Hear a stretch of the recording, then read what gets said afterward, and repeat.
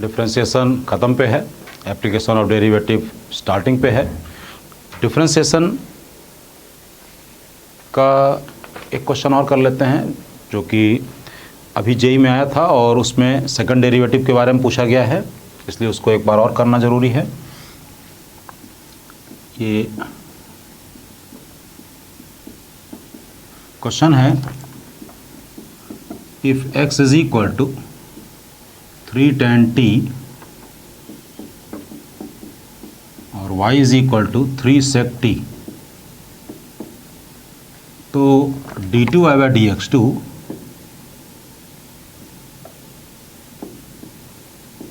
Eight t is equal to π/4 बताना है क्या होगा। ऑप्शंस लिख देते हैं हम।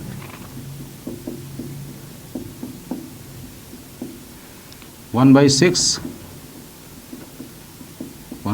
√2, 1/3 √2, none of these। तो dx/dt is equal to 3 sec square t, dy/dt 3 sec t और tan t। dx/dt हमने निकाल लिया और dy/dt निकाल लिया। अब हम dy/dx निकालेंगे। तो dy/dx is equal to dy/dt upon dx/dt। तो dy/dt means 3 sec t tan t upon 3 sec square t। 3 cancel, sec t भी कैंसिल, तो यह आया tan t upon sec t, tan t upon sec t। इसको sine cos में change कर लेंगे तो ये बच गया sin t upon cos t, इससे कैंसिल हो जाएगा तो sin t। तो dy/dx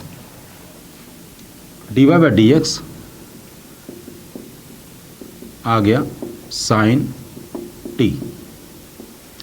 अब d2/dx2, dy/dx t के टर्म में आ रहा है, ये बात ध्यान रखिएगा, dy/dx t के टर्म में आ रहा है। तो d2/dx2 का मतलब होता है d/dx of dy/dx is equal to, और हमने इसको लिखा d/dt of dy/dx into dt/dx। d/dt of dy/dx ये हो जाएगा cos t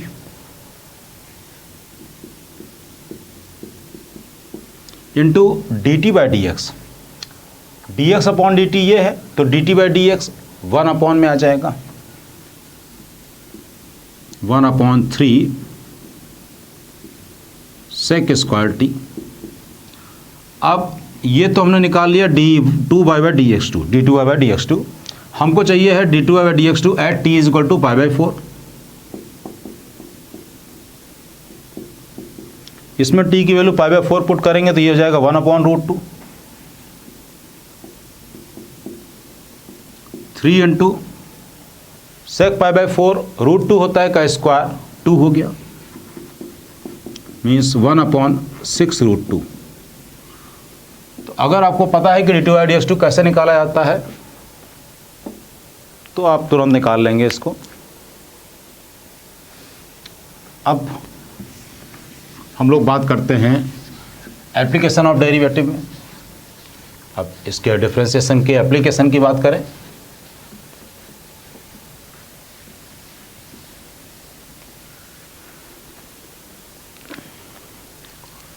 तो application of derivative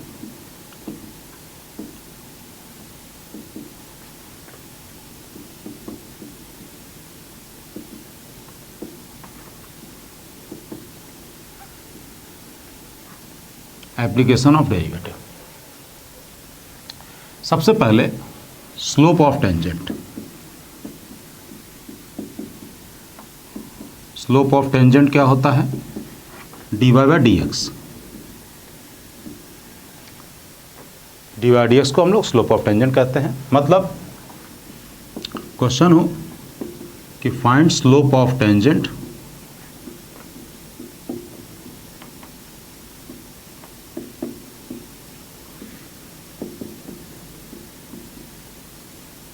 to the curve y is equal to x square plus 2x plus 3 at 1,6। ये बात ध्यान रखेंगे कि कैलकुलस अगर चल रही है तो पॉइंट कर्व पर होगा। x की वैल्यू 1 पुट करने पर y की वैल्यू 6, तो dy by d x is equal to 2x plus 2, तो dy by d x at 1,6, तो x की वैल्यू 1 पुट कर दें, मीन्स 4 आ गया, dy by d x equal to 4। तो स्लोप ऑफ टेंजेंट की बात बिल्कुल clear.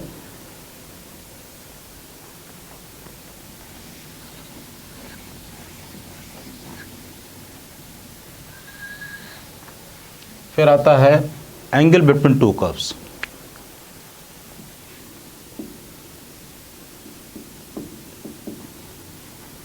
Angle between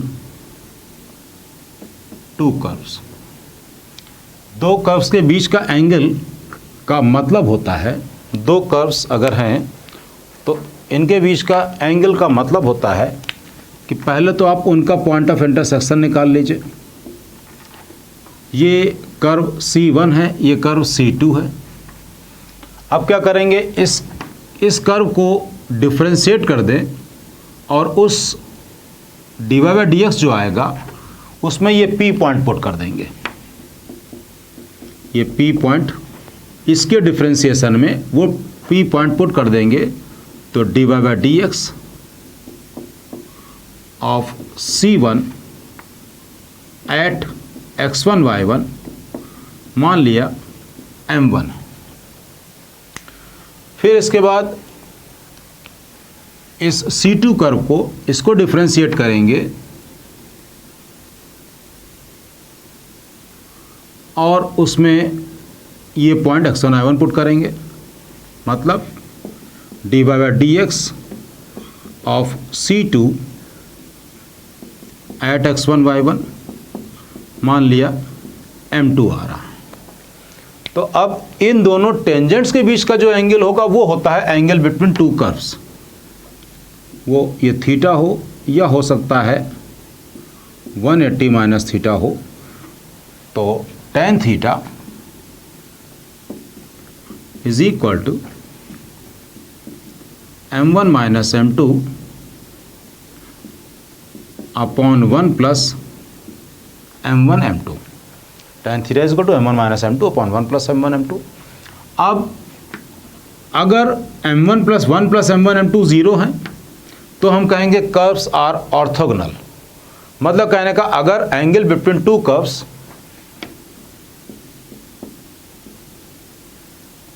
orthogonal curves का मतलब है if two curves intersect at 90 degree, then curves are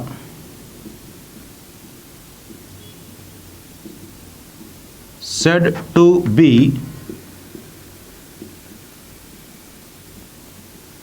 orthogonal curves। एक बात का और ध्यान रखना है, once the curves are orthogonal तो they must be orthogonal wherever they intersect। बात समझ में आ गई? मैंने बोला कि अगर दो कर्व ऑर्थोगोनल हैं तो जहाँ जहाँ पे वो इंटरसेक्ट करें, जहाँ जहाँ पे वो इंटरसेक्ट करें वहाँ पर वो 90 डिग्री ही बनाएं। ऐसा नहीं है कि ये इस जगह पर हमने टेंजेंट ड्रॉ करी, ये और ये एंगल तो 90 डिग्री है, लेकिन अगर इस पॉइंट पर इन दोनों के बीच का एंगल 90 डिग्री नहीं है तो ये कर्व ऑर्थोगोनल नहीं कहलाएंगे। तो वंस द कर्व, अगर आप कह रहे हैं कि कर्व ऑर्थोगोनल है तो जहां जहां पे वो इंटरसेक्ट करें they must be intersect at 90 degree only, then only we will say कि वो ऑर्थोगोनल कर्व है।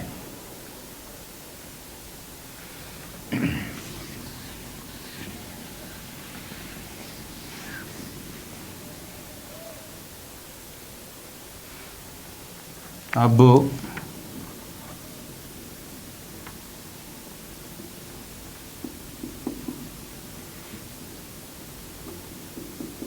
ये कोई कर्व ले लिया, हमने एक टेंजेंट ड्रॉ करी, ये कोई पॉइंट P है, x1 y1, ये पॉइंट ये T मान लिया। तो टेंजेंट की इक्वेशन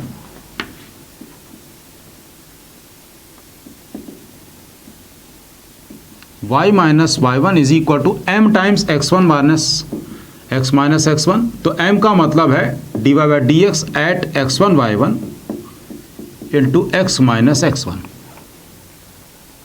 ये टेंजेंट की इक्वेशन हो गई। इसी में ही हम ये नॉर्मल ड्रॉ करें, ये पॉइंट n मान ले रहे हैं। तो नॉर्मल की equation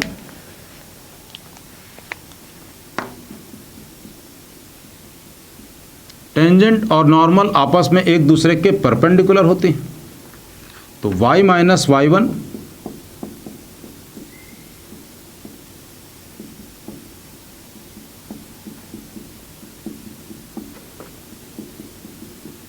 into x minus x1, ये आ गया। ये नॉर्मल की इक्वेशन हो गई, ये टेंजेंट की इक्वेशन हो गई। अब इसके बाद एक एग्जाम्पल बना लेते हैं, एक एग्जाम्पल बना लेते हैं। ये टेंजेंट नॉर्मल आपने लिख लिया है।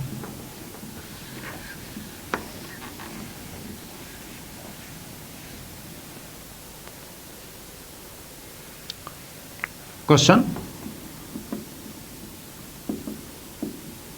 Find tangent and normal to the curve y is equal to 2x square plus x minus 1 at 1,2 at 1,2।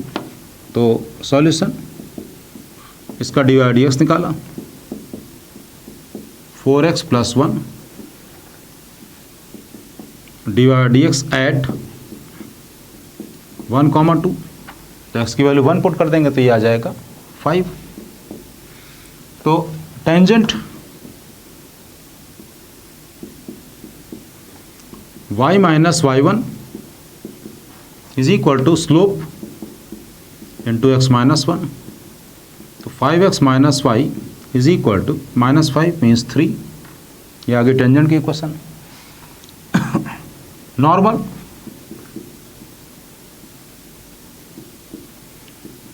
y minus y1 minus 1/5, तो 5y minus 10 x plus 5y is equal to 11। ये आ गया normal की equation. Next आगे क्या पढ़ना है हमको, इन टेंजेंट और नॉर्मल का प्रोजेक्शन जो इनकी एक्सेस, जो प्राइमरी एक्सेस पे पड़े। हमने क्या बोला, ध्यान दीजिएगा, हमने बोला इस टेंजेंट और नॉर्मल का जो प्रोजेक्शन इस प्राइमरी एक्सेस यानी कि एक्स एक्सेस पर जो पड़े, इसको m मान लिया। तो इस टेंजेंट का प्रोजेक्शन जो पड़ेगा इसको बोलते हैं सब tangent.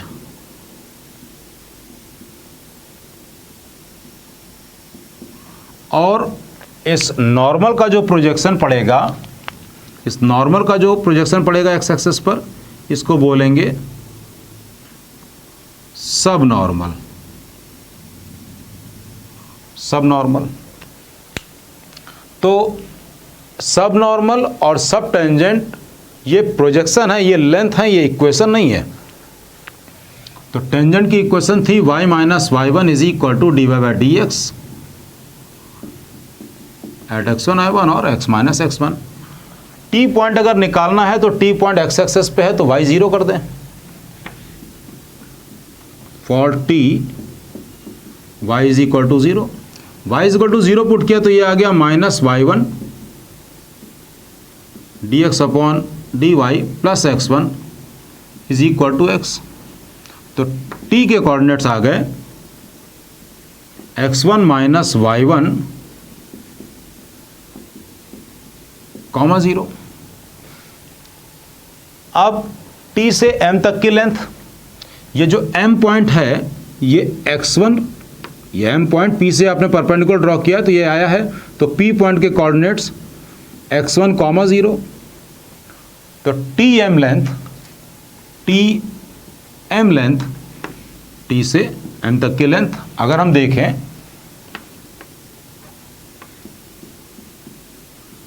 Is equal to under root, distance formula लगा लें या डायरेक्टली लिख लें। ये कितनी आ जाएगी x1 minus x1 plus y one d x upon d y whole square और प्लस जीरो। डायरेक्टली भी लिख सकते हैं कि इतनी ही डिस्टेंस होगी, क्योंकि यहाँ से यहाँ तक x1 और ये कह रहा है x1 माइनस इतना, तो जो डिफरेंस है वो तो यही है ना, जो डिफरेंस है वो तो x1 d x upon d y है। तो ये आ गया y1 d x upon d y. इसको हम लोग ये भी लिख सकते हैं y1 cot theta d x, d y by d x tan theta होता है स्लोप ऑफ टेंजेंट, तो ये कॉट थीटा हो जाएगा। ये हो गया सब टेंजेंट, ये आ गई सब टेंजेंट। तो ये जो लेंथ आई है इस लेंथ को बोलते हैं सब टेंजेंट। अब आगे बात करते हैं सब नॉर्मल की।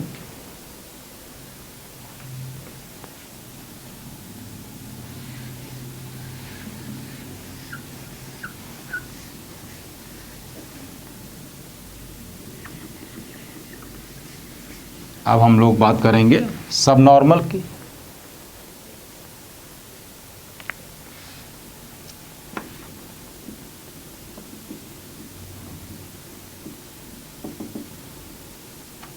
सब नॉर्मल के लिए पहले नॉर्मल की इक्वेशन लिख लें।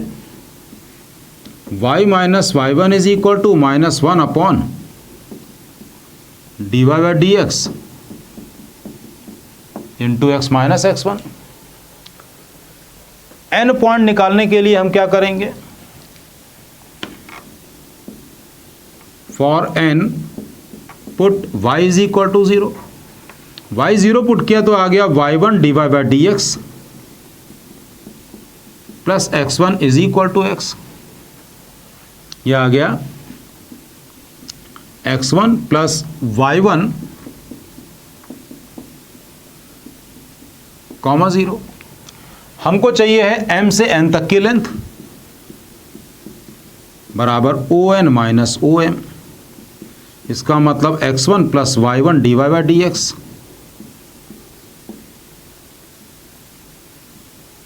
x1 d y by d x minus x1। इसका मतलब y1 d y by d x या फिर y1 tan थीटा। एक वर्ड और आता है उसको भी मैं लिख दे रहा हूं, वो वर्ड है ओरिजिन को P से निकालने वाली लेंथ, ओरिजिन को P से ज्वाइन करने वाली लेंथ। यानी ये लेंथ कितनी हो गई, x1 square plus y1 square. इसका नाम होता है, यहीं पे लिखते हैं हम, रेडियस वेक्टर। इसका नाम है रेडियस वेक्टर। तो ओके फ्रेंड, अभी हम इतना ही पार्ट से रिलेटेड प्रॉब्लम्स करते हैं, फिर आगे बढ़ाएंगे।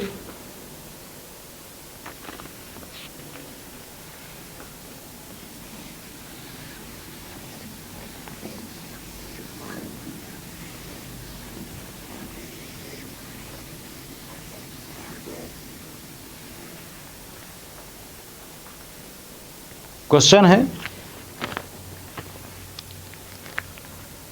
If the tangent to the curve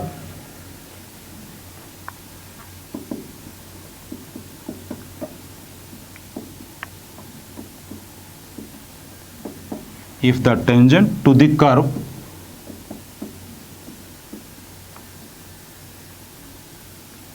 y is equal to x upon x square minus 3, x belong to real except plus minus root 3, ये लिखना जरूरी है क्वेश्चन की वैलिडिटी के लिए। At a point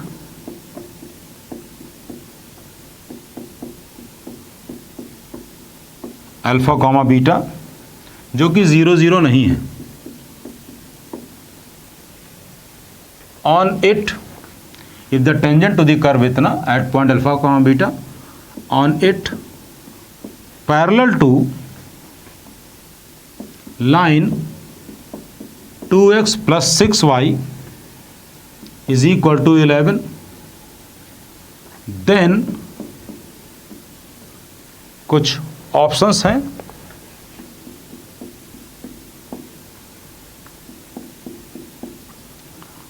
six alpha plus 2 beta is equal to 19, 6 alpha plus 2 beta is equal to 9, 2 alpha plus 6 beta is equal to 19 और 2 alpha plus 6 beta is equal to 11। तो ये हमको पता चल गया कि क्वेश्चन को एक बार फिर से पढ़ लेते हैं भाई। क्वेश्चन में कह रहा है कि if the tangent to the curve y is equal to x upon x square minus 3 और x जो भी है उससे कोई मतलब नहीं, at a point alpha comma beta on it parallel to 2x plus 6y is equal to 11, correct है। अब इसको कर लिया जाए, इसको करते हैं। कह रहा है if the tangent to the curve इतना। एक बात तो सबसे पहले दिमाग में जो रखा जाएगा वो ये कि हम कर रहे हैं कैलकुलस को यूज़ कर रहे हैं, यानी जिस भी पॉइंट से टेंजेंट निकाली जा रही है वो पॉइंट कर्व पर लाई करेंगे। मतलब beta is equal to alpha upon alpha square minus 3, ये दिमाग में हमेशा रखेंगे, ये हम हमेशा दिमाग में रखेंगे। Beta is equal to alpha upon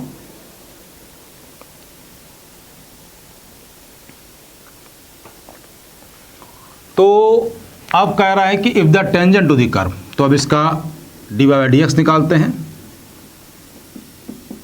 x square minus 3 ऊपर, फिर एक्स का 1 माइनस एक्स को ऐसे ही रखा, एक्स को ऐसे रखा, इसका 2x स्क्वायर अपॉन नीचे वाले का स्क्वायर, नीचे वाले टर्म का स्क्वायर, ये आ गया minus 2x square, minus 2x cube है तो ये आया x square minus 2x cube minus 3 upon x square minus 3 whole square. Divide हम फिर से देख ले रहे हैं, एक्स स्क्वायर माइनस 3, एक्स का 1 हो गया, माइनस एक्स को ऐसे ही रखा और ये 2x है, इसका डिफ्रेंसिएशन 2x आएगा तो माइनस 2x स्क्वायर। देखिए भाई छोटी छोटी सी बातें, x square minus 2x square मतलब माइनस एक्स स्क्वायर माइनस 3, इतना आ गया। कह रहा है कि ये जो टेंजेंट है इसके पैरेलल है, इसका कितना है slope minus 1/3 minus times X का कोफिशिएंट अपॉन वाई कोफिशिएंट, तो ये आ गया X square plus 3 is equal X square minus 3 whole square. Minus minus हटा दिया, एक्स स्क्वायर प्लस 3 और 3 टाइम्स ऐसे लिख लिया। अब इसको हमने लिखा 3u plus 9 is equal to u minus 3, मतलब एक्स स्क्वायर को हमने अगर u ले लिया तो ये हो गया 3u प्लस 9, u माइनस 3 का होल स्क्वायर मतलब u square plus 9 minus 6u। अब 9 कैंसिल, 9 कैंसिल, ये इधर आ गया 9u minus u square is equal to 0, तो u common u minus 9 is equal to 0, तो u की जो वैल्यू आ गई 0,9 और u क्या था एक्स स्क्वायर, तो एक्स स्क्वायर की वैल्यू 0 और 9 का मतलब x बराबर प्लस माइनस 3, x को हम लोग 0 तो लेंगे नहीं, x को अगर हम लोग 0 ले लेंगे तो y आ जाएगा 0, तो 0 तो हमको लेना नहीं है, यानी कि x की वैल्यू हम 3 लें या माइनस 3 लें। तो कह रहा था if the tangent to the curve at a point alpha comma beta इतना, तो यहाँ से यानी कि जो x की वैल्यू आ गई है वो हो गई अल्फा, तो अल्फा इज इक्वल टू आ गया 3 और माइनस 3। अगर अल्फा 3 है तो बीटा क्या होगा, अल्फा 3 है तो 3/9 माइनस 3 मीन्स 6, तो 3/6, तो बीटा हो गया 3/9 माइनस 3 मीन्स 3/6 मीन्स हाफ। ये कब आए, जब अल्फा की वैल्यू 3 हो। अगर अल्फा की वैल्यू माइनस 3 है तब beta is equal to minus 3/9 minus 3 मतलब माइनस हाफ। ये पॉइंट आए हैं 3,हाफ और 3, हाफ। चेक करते हैं अब ऑप्शन में 3,हाफ, 3 इसमें अगर हम पुट करेंगे तो ये देगा 18 और हाफ इसमें पुट करेंगे तो ये देगा 1, यानी कि ये तो करेक्ट ऑप्शन है। अब 318 माइनस 1 वाला तो कोई ऑप्शन ही नहीं है, यानी कि बस करेक्ट ऑप्शन एक यही है, ए ऑप्शन करेक्ट है, बाकी तो और कोई ऑप्शन ही नहीं करेक्ट है कि 3,-हाफ से हमको कोई ऑप्शन ही नहीं दिख रहा है, क्योंकि इस वाले में अगर हम रखेंगे भी 3 रखेंगे तो ये 18 हो जाएगा, 18 का 1 से रिलेशन 9 तो नहीं होगा, और ये तो 2 अल्फा है तो ये तो 6 ही देगा। ये क्वेश्चन 10 अप्रैल 2019 में आया है। तो क्वेश्चन के बारे में कहेंगे कि क्वेश्चन तो इजी था लेकिन थोड़ा सा लेंदी था। आप अपने लिए करेंगे तो हो सकता है आपको समय कम लगना चाहिए, बात ध्यान रखेंगे, स्पीड थोड़ा तेज रखेंगे।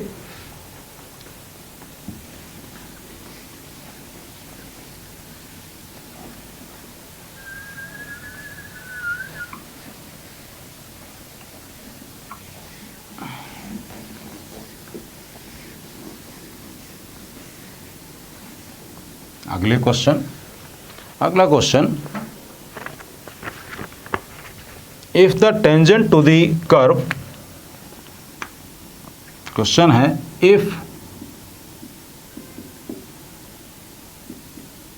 Tangent to the curve y is equal to x cube plus a x minus b at 1, -5 is perpendicular to line -x plus y plus 4 is equal to 0, then which of the following point lies on the curve? Then which of the following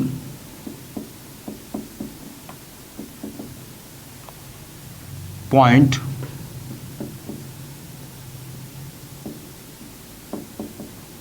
lies on the curve?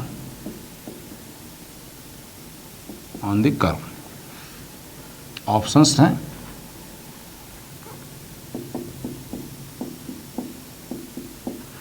-2 2, 2 -2, -2 1 और 2 -1।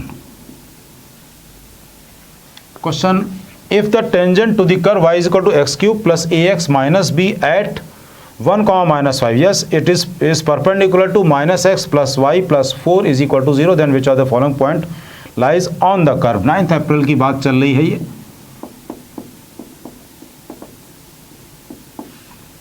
तो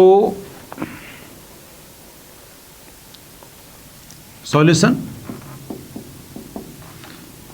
कह रहा है कि if the tangent to the curve at point इतना, तो ये point तो कर्व पर है, पुट कर दें, एक्स की जगह 1 रखेंगे तो 1, माइनस बी, तो ये आ गया a minus b is equal to -6। Tangent इसका dy बाई डी एक्स क्या होगा, 3x² plus a, 3x² plus a, ये dy बाई डी एक्स आया। इस पॉइंट पर dy बाई डी एक्स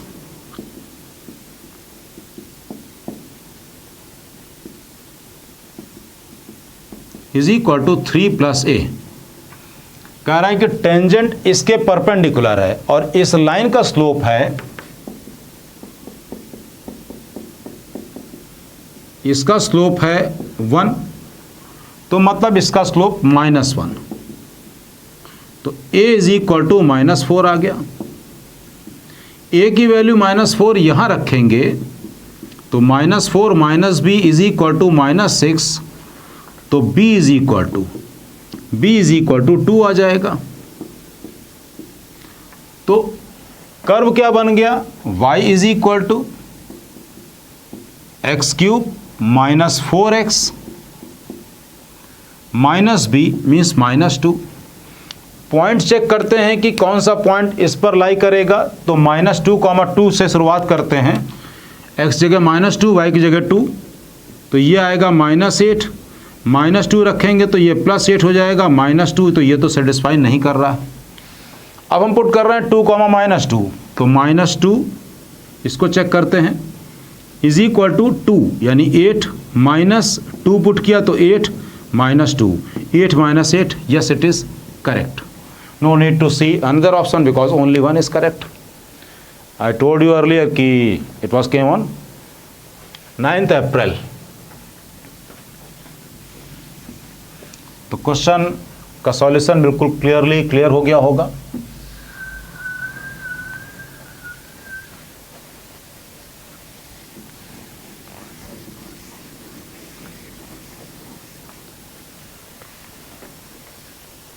अगला क्वेश्चन क्या कहता है, अगला क्वेश्चन देखा जाए भाई, कहीं टफ तो नहीं है, कहीं इजी तो नहीं है, मॉडरेट है, कैसा है देखते हैं।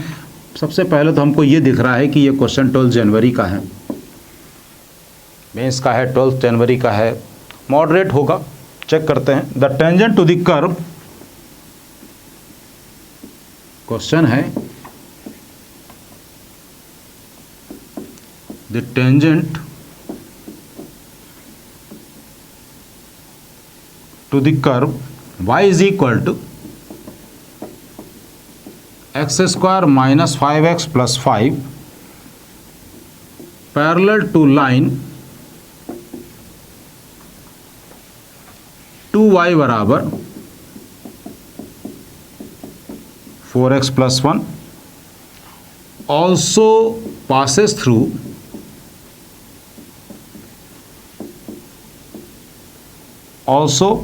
through A point, B, C, D option. तो ये आ गया 1/4, 7/2, 7/2, 1/4, फिर -1/8, 7 और 1/8 और -7, 1/8 और -7। तो क्वेश्चन को देख लेते हैं। The tangent to the curve y is equal to x² minus 5x plus 5 correct लिखा है, parallel to the line 2y is equal to 4x plus 1, तो ऑल्सो पासेस थ्रू, इनमें से कौन सा point. The tangent to the curve इतना parallel to the, पहले तो इसका हम dy dx निकाल लें।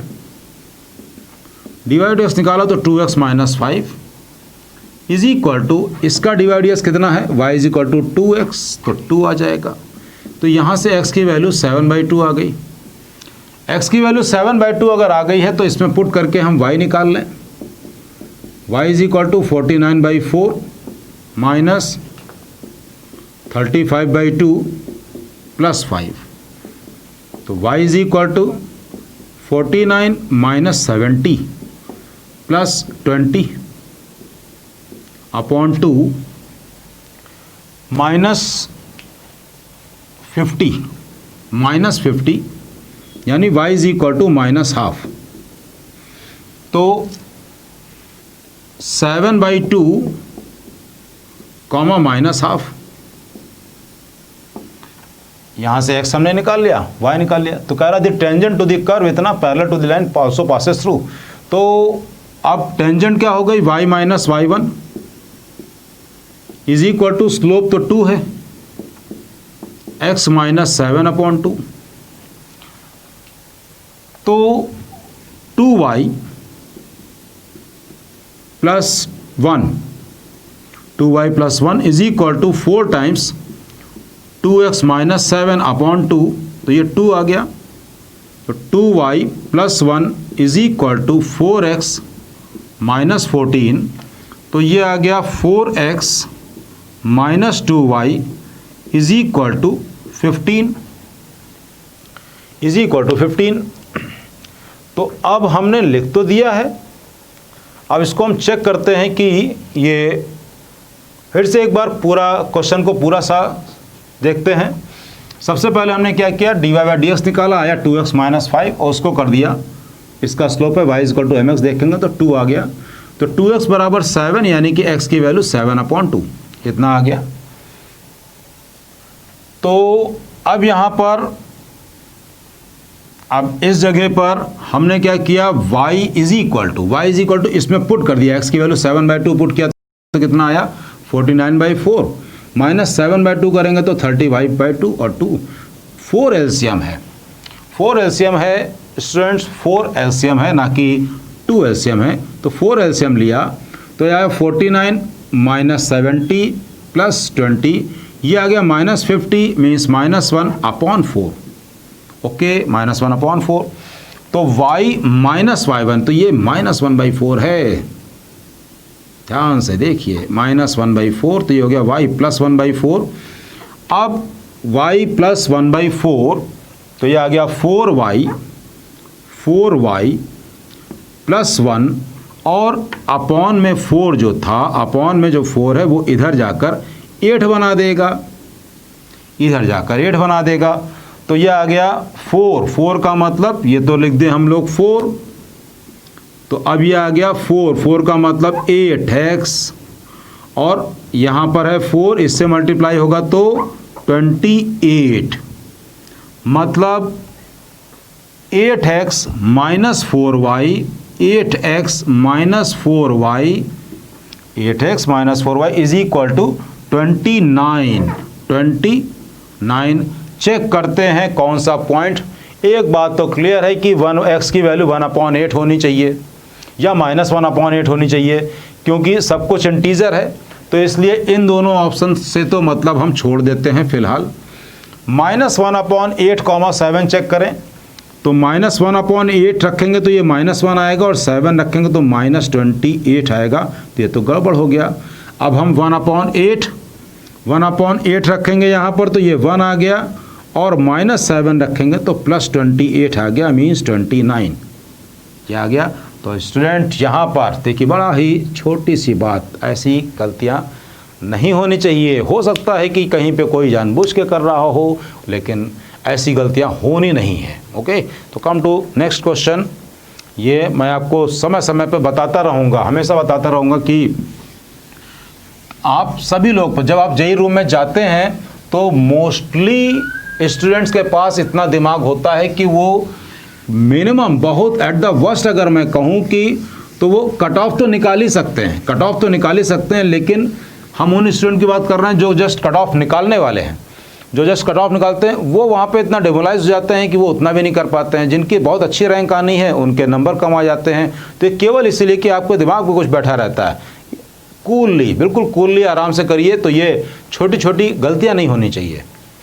अब आगे क्वेश्चन करते हैं द पॉइंट या points.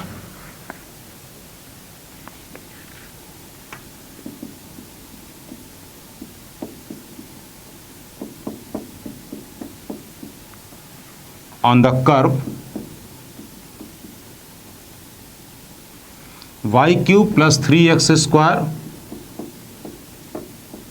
is equal to 12y, where tangent is vertical is vertical. Student vertical का मतलब समझ रहे हैं आप? वर्टिकल का मतलब है कि tan थीटा इन्फिनिटी है, tan थीटा इन्फिनिटी होना है। और ऑप्शंस हैं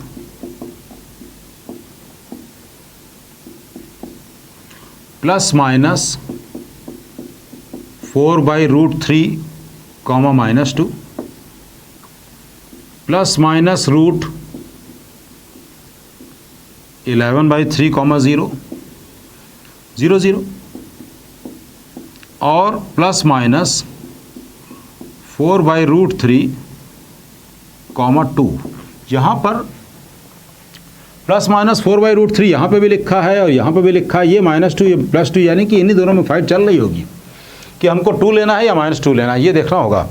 कब कर्व देख लिया जाए, y³ + 3x² = 12y, करेक्ट लिखा है, where the tangent is vertical. Tangent is vertical का मतलब कि dy/dx इन्फिनिटी, यानी कि 1/0, दैट्स इट, और कुछ नहीं है। तो solution 3y² dy/dx + 6x = 12 dy/dx। तो dy/dx =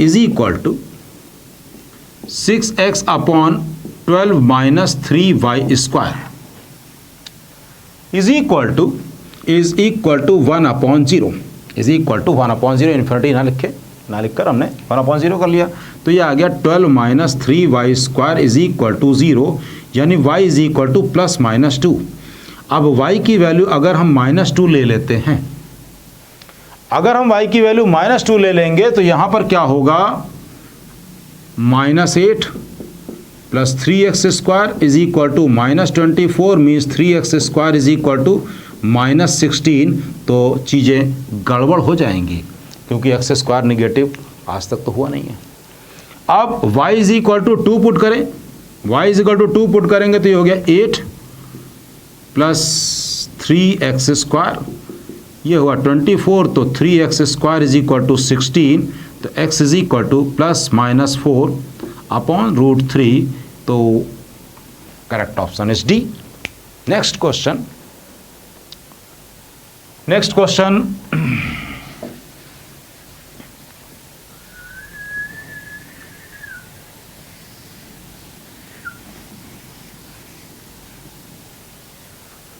नेक्स्ट क्वेश्चन है, on ellipse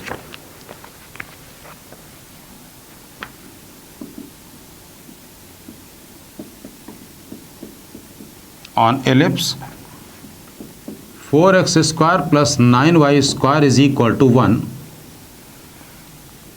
one of the point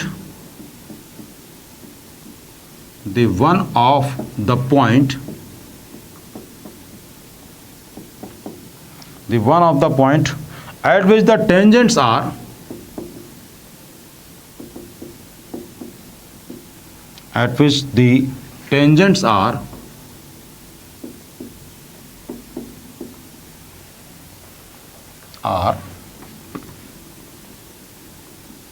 parallel to line 8x = 9y is, तो क्या लिखा, on ellipse 4x² + 9y² = 1, the one of the point at which the tangents are parallel to line 8x = 9y is,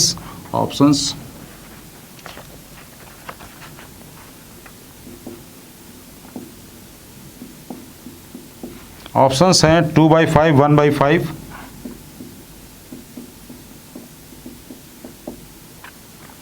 -2/5, 1/5, -2/5, -1/5, सब कुछ 2/5 और 1/5 के ही आसपास है। 1/5, 1/5 ये थोड़ी अलग आया है। तो 4x² + 9y² = 1 और 8x = 9y। तो ओके, तो हमको निकालना है कि टेंजेंट अगर इसके पैरेलल हो। अब क्या कह रहा है कि ऑन द एलिप्स इतना, the one of the point at which the tangents are parallel to the line इतना, तो इसका स्लोप कितना है, इसका dy/dx कितना है, 8x + 18y, dy by d x is equal to 0। तो dy बाय डी एक्स कितना आया, -4x upon 9y, -4x upon 9y is equal to है कितना, इसका स्लोप कितना है, y is equal to mx से देखेंगे तो 8/9, 8/9। फिर से चेक कर लीजिए, ये है 8x और ये 18y, dy by d x बराबर 0। तो dy बाय डी एक्स आ गया -4x अपॉन 9y, हमने 2 से कैंसिल कर दिया, करेक्ट लिखा है, और इसका स्लोप है 8/9, इट इज़ करेक्ट। तो ये 9 और ये 9 कैंसिल, 4 से ये कैंसिल 2, तो x is equal to -2y, ये एक रिलेशन आ गया। x इज इक्वल टू यहाँ पर आएगा 2, कट खो के 2 आएगा, -2y। तो क्लियर है इतना। अब ये x की वैल्यू -2y कहाँ से निकलेगी, कर्व में पुट करेंगे।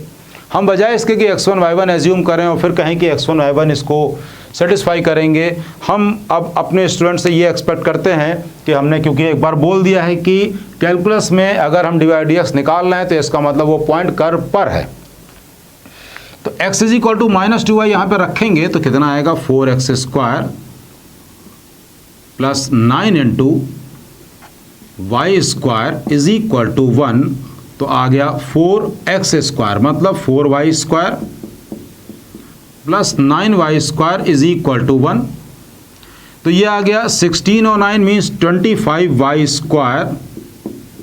तो y की वैल्यू ±1/5, y की वैल्यू ±1/5 अगर हम रखते हैं तो 4x स्क्वायर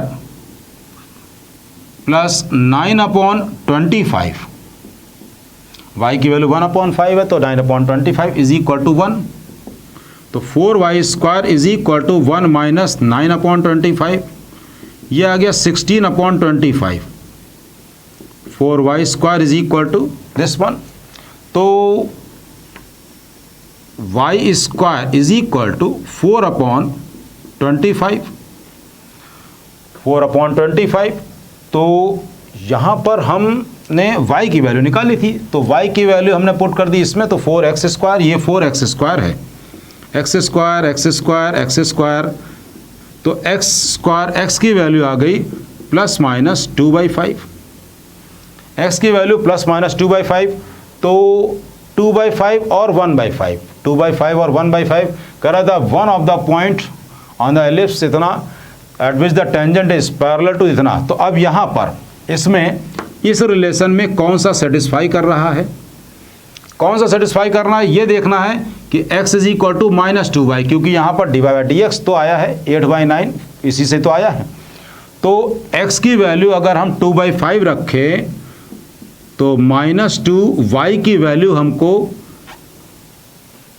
कितनी रखनी होगी, -1/5, मतलब 2/5 -1/5 सेटिस्फाई करेगा।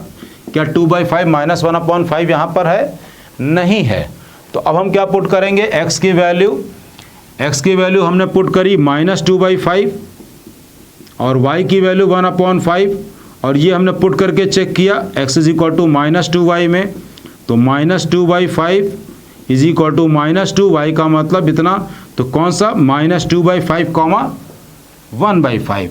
क्वेश्चन बहुत देखने में इजी है लेकिन थोड़ी सी वर्किंग है, थोड़ा सा आप यहाँ पर घबरा सकते हैं कि वैल्यू तो हमारे पास 4 आ रही है लेकिन इसमें तो और सारे दिख रहे हैं, तो किन किन को टिक करें जबकि only 1 is correct. Okay, so come to next question. अब अगला क्वेश्चन तो क्लियर हो गया ना कि स्टूडेंट की x इक्वल टू -2y में पुट करके तब हम चेक करेंगे कि कौन सा ऑप्शन करेक्ट है।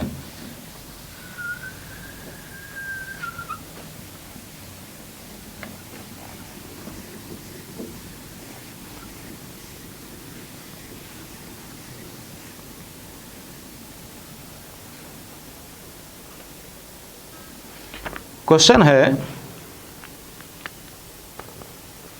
इफ थीटा, ये 9 जनवरी का है,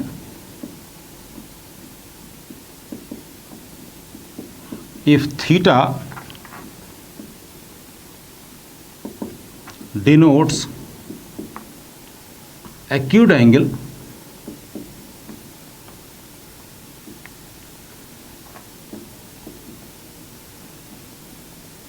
between curves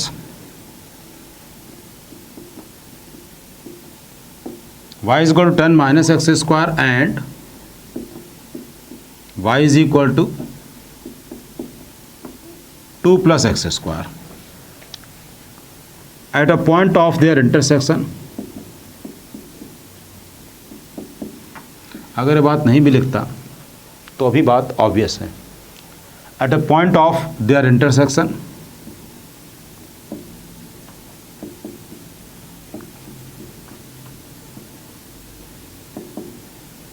then mod of tan theta निकालना है. ऑप्शंस 7/17, 8/15 और 4/9 और 8/17. क्वेश्चन एक बार फिर से जरूर पढ़ना चाहिए कि if theta denotes the acute angle between the curves y is equal to 10 minus x square और y is equal to 2 plus x square at a point of their intersection, then mod of tan theta की positive value क्या है ये फिर हमको बताना है. Okay, पहले हम इनके पॉइंट ऑफ इंटरसेक्शन निकाल लें. तो कर्व जो दे रखे हैं वो है y is equal to 10 minus x square और दे रखा है y is equal to 2 plus x square.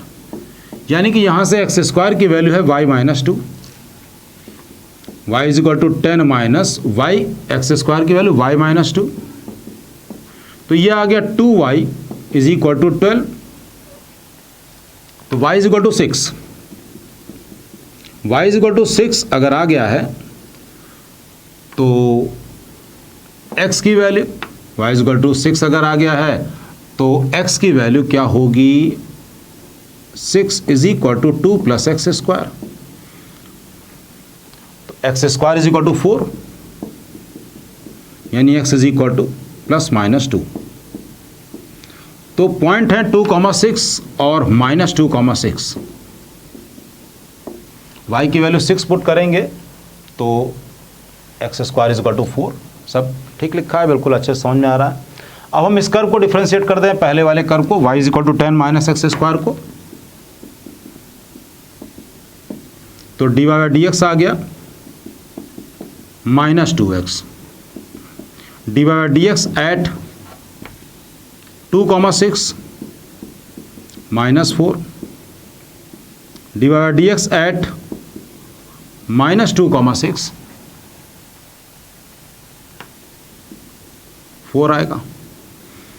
अब दूसरे वाले कर्व को डिफ्रेंशिएट करें, इस वाले कर्व को y is equal to 2 plus x square है तो d by d x is equal to यहाँ पर यह आया 2x. अब d by d x is equal to d by d x at 2,6 यह आया 4 और d by d x at 2, minus 6 ये आया माइनस 2,6 ये आया माइनस 4. अब दोनों पैरेलल तो नहीं लेंगे ना, अगर एक माइनस 4 है तो दूसरा माइनस 4 तो नहीं लेंगे क्योंकि कह रहा है उनके बीच का एंगल एक्यूट है, कुछ ना कुछ तो एंगल है. तो एक को हमने 4 ले लिया, एक को माइनस 4. तो tan theta is equal to m1 minus m2 upon 1 plus m1 m2. m1 minus m2 यानी 4 माइनस 4 तो 4 प्लस 4 अपॉन यह आ गया m1 minus m2 upon 1 plus m1 m2 तो ये आ जाएगा 16. तो आ गया 8 अपॉन 15 मीन्स आंसर. हमको तो मॉड चाहिए था, ये मॉड ऑफ tan थीटा चाहिए था. तो ये अगर tan थीटा की वैल्यू अगर हमारी इतनी आ रही है तो mod of tan theta 8/15. Mod of tan theta कितना आया 8/15 या फिर हम डायरेक्टली मॉड लगा सकते हैं 8/15. तो स्टूडेंट्स ये रही कुछ एप्लीकेशन ऑफ डेरिवेटिव की कुछ प्रॉब्लम्स. अभी इस प्रॉब्लम्स का अभी एंड नहीं हुई है, अभी और भी आगे करना है. रेट मेजर पढ़ना है, अभी मैक्सिमम मिनिमम पढ़ना है. तो अभी हम लोग और नेक्स्ट लेक्चर में पढ़ेंगे.